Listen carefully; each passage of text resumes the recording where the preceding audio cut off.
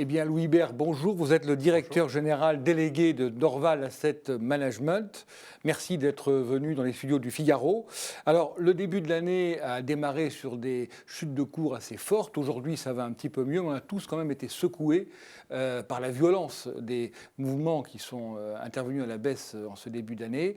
Est-ce qu'on a affaire à une correction passagère, à une panique, ou est-ce que ces baisses peut-être montrent un changement de tendance beaucoup plus profond sur le marché? Non, cette baisse traduit la nouvelle donne économique qui est en cours, qui est en fait une donne liée à l'effondrement des prix des matières premières, le pétrole, qui a encore perdu jusqu'à 25% sur ce début d'année, et qui fait qu'il y a un effet de bascule en termes de richesse, transfert de richesse et de pouvoir d'achat des pays producteurs vers les pays consommateurs. Alors c'est considérable parce que si on prend le prix du baril au plus haut, il y a encore, on va dire, 16 mois, on était plus de $100, 110 dollars sur le plus haut et le cours le plus bas qui a été atteint de 25 dollars, c'est un transfert de richesse de 2500 milliards de dollars. Donc ce n'est pas sans conséquence évidemment sur les pays producteurs, donc les pays émergents et tout le secteur énergétique. Donc d'où la panique sur cette partie de la cote qui a entraîné le reste. Mais bien évidemment, il y a les niveaux de cours aussi qui sont atteints.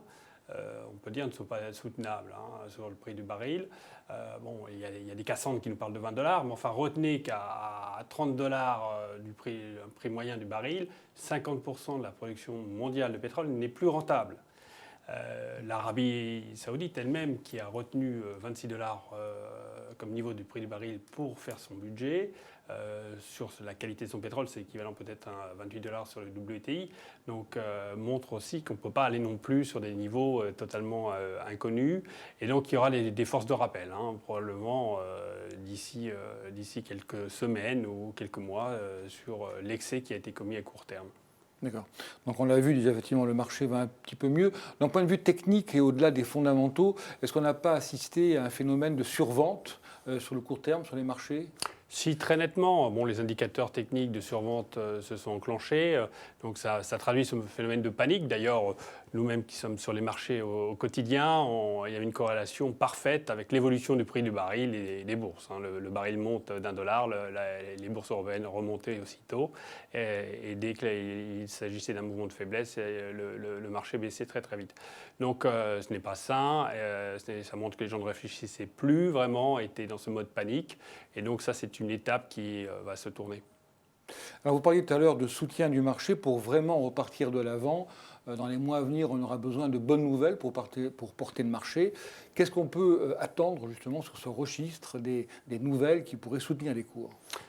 Plusieurs nouvelles fondamentales. D'une part, une stabilisation, ça sera le préambule à toute hausse durable du marché, c'est une stabilisation des prix du baril.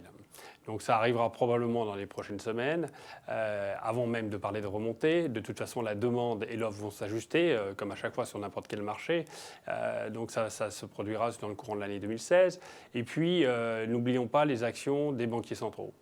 La BCE s'est exprimée hier. Immédiatement, le marché a repris pratiquement 5%, très, très rapidement, avec le discours de Mario Draghi qui expliquait qu'il serait là pour soutenir l'activité. Donc là aussi, sans limite. Sans limite, exactement. Donc ça montre la détermination des banquiers centraux.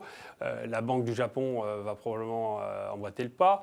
On attend le discours de Janet Yellen également. On sait très bien qu'ils sont dans une phase de remontée des taux, mais ils ont aussi ouvert beaucoup de portes en disant qu'ils seraient très pragmatiques, que cette hausse ne serait pas linéaire. Et donc, voyant le contexte actuel, il est probable qu'ils diffèrent la hausse de taux prévue pour le prochain comité. Donc tout ça est de nature quand même aussi probablement de soutien pour le marché. Et puis au-delà de ça, il y a aussi les fondamentaux. Donc les fondamentaux de l'économie. Il faudra qu'on ait des bons chiffres économiques parce qu'il y a une inquiétude, me semble-t-il, exagérée sur le ralentissement mondial. Donc des bons chiffres sur l'Europe, c'est probablement certain. On voit qu'il y a une bonne dynamique européenne et c'est là d'ailleurs où on voit bien l'opportunité de marché.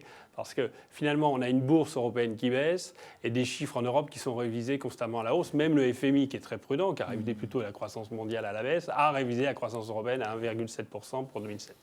Donc on va être soutenu par les fondamentaux européens, soutenu par la valorisation. Alors le rendement aussi des actions européennes, c'est 4%, donc c'est aussi un frein à la baisse et ça donne aussi de la robustesse au marché. Et au-delà de ça, les publications des entreprises. Les entreprises, surtout les entreprises européennes devraient, compte tenu de la faiblesse de l'euro et puis de cet environnement de consommation domestique qui reste soutenu, avoir une croissance proche des 10% sur les valeurs moyennes. Hein. Donc ça fait quand même beaucoup d'éléments positifs qui vont se dérouler au fil de l'eau tout au long du premier semestre. Alors justement, la stratégie dans ce contexte de forte volatilité, comment on intervient en bourse? Qu'est-ce qu'on fait? Est-ce qu'on profite des fortes baisses pour acheter les titres les plus spéculatifs qui ont beaucoup baissé? Ou est-ce au contraire, on a une stratégie plus raisonnable et on essaie de profiter des baisses pour renforcer finalement la qualité des portefeuilles? Je crois qu'il faut profiter des soldes pour renforcer la qualité des portefeuilles. C'est-à-dire il faut quand même être méfiant sur le monde énergétique d'une façon générale, et matières premières liées aux émergents. Je crois qu'il y aura peut-être dans certains cas même la nécessité de recapitaliser, on l'a vu, certaines sociétés. Pour notre part, on préfère continuer nos investissements et les renforcer sur les valeurs liées à la consommation européenne ou les valeurs moyennes, qui sont très centrées sur la zone euro, dans cette dynamique propre, qui présente donc l'avantage d'avoir une visibilité, une croissance aussi sur les résultats beaucoup plus forte que la moyenne du marché, et donc un soutien normalement sur les cours pour les prochaines semaines. Quelques noms de valeurs peut-être? 2 ou 3, vos 3 valeurs préférées? 3 valeurs, c'est toujours très, très difficile, mais bon, on en a parlé déjà et sur votre plateau. On investit pas mal dans le raffinage européen parce que le raffinage bénéficie c'est le seul secteur pétrolier qui fonctionne bien. Il y a eu on doit dire, des fermetures de capacité. Il y a un titre qui nous paraît vraiment très sous-évalué, c'est le groupe italien Saras. Qui a un outil qui est très flexible, qui permet d'utiliser justement des qualités de brut différentes pour faire un carburant de grande qualité. Et comme il y a beaucoup d'offres, eh bien, les marges augmentent. Et en France, dans la consommation, nous sommes toujours présents sur le futur groupe Darty Fnac, qui là aussi bénéficie de la dynamique de fusion, bien sûr. Et puis peut-être dans les services liés de la numérisation globalement, il y a un titre qui est en retard, nous semble-t-il, par rapport à ses perspectives, et qui se comporte bien depuis le début de l'année finalement, c'est Gemalto. D'accord. Eh bien, Louis Imbert, merci et à bientôt donc prochainement pour une prochaine émission boursière sur le plateau du Figaro. Merci et au revoir. Merci.